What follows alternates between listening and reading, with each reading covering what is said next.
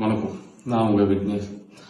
ஒரு அரசாங்கங்கிறது எதுக்கு அப்படின்னு சொன்னா, ஒரு மக்களுக்கு அடிப்படை தேவைகளான நீர், சாலை வசதி, சாக்கடை வசதி, ஸோ அதே மாதிரி ஒரு கரண்ட், அதாவது தெரு விளக்கு, இதெல்லாம் தான் ஒரு அடிப்படை வசதி. ஒரு கொடுமையான விஷயம் என்னன்னு பாத்தீங்கன்னா, என்னோட தொகுதியில மலமுத்துப்பட்டிங்கிற பகுதியில கோல்டன் சிட்டின்னு ஒரு ஏரியா, கிட்டத்தட்ட நிறைய மக்கள் அங்க வாழ்ந்துட்டு இருக்காங்க, வசிச்சுட்டு இருக்காங்க ரொம்ப காலமாக. ஆனா அங்க முறையான சாலை வசதி கிடையாது, சாக்கடை வசதி கிடையாது.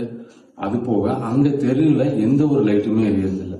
இன்னுமே அவங்க ஒரு காட்டுக்குள்ள வாழ்ற மாதிரி ஒரு சூழல் தான் இங்க. அதாவது கோயம்புத்தூர் மாதிரி ஒரு பெரிய ஒரு நகரத்திலேயே அது நடக்குதுங்கும் போது ரொம்ப கஷ்டமா இருக்கு. இதெல்லாம் எவ்வளவோ தடவை கம்ப்ளைண்ட் பண்ணியிருக்கிறாங்க. ஆனா அதுக்கெல்லாம் இப்போ வரைக்குமே இந்த அரசுகள் சரி சாய்க்கல. இதெல்லாம் ஒரு ரொம்ப ரொம்ப பேசிக்கான ஒரு விஷயம். ஸோ அதை கூட பண்ண முடியாத இந்த சூழல்ல தான் இந்த அரசுகள் இருக்கு. ஸோ தயவு செஞ்சு அந்த மக்களை கொஞ்சம் பாருங்க. ஸோ அவங்க உங்களுக்கு ஓட்டு போட்டவங்க தான். அதுக்காகவாது அவங்களுக்கு ஏதாவது ஒரு 2-3 தேவைகளாவது இந்த 6 மாசத்துல பண்ணுங்க.